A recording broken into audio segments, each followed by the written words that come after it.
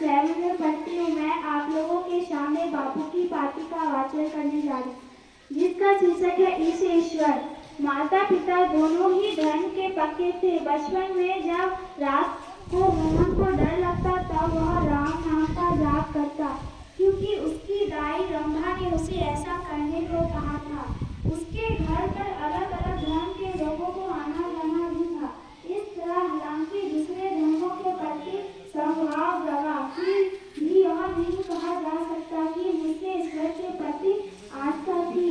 बाद में गांधी जी ने लिखा, पिता की किताबों में मोहन को मनुस्मृति ग्रंथ मिला। मोहन ने उसे पढ़ा, उन पर श्रद्धा नहीं जमी, उल्टे थोड़ी नास्तिकता की ही पैदा हुई। उस समय मनुस्मृति हो पढ़कर मैं अहिंसा तो सीख ही ना सका। गांधी जी ने लिखा, मोहन को इसका पता था कि दुनिया में सब कुछ ठीक नहीं होता। सही और गलत समझाने के लिए सत्य को जानना जरूरी है। यह बात वह समझ गया था। जवानी में ऐसा कुछ एक बार हुआ कि मोहनदास कोई गलत काम करने ही वाले थे, चाहे आखिरी समय ही क्यों ना हो, लेकिन वह ऐसा कुछ भी करने से डर जाते थे जिसका बाद में उसे पछतावा हो।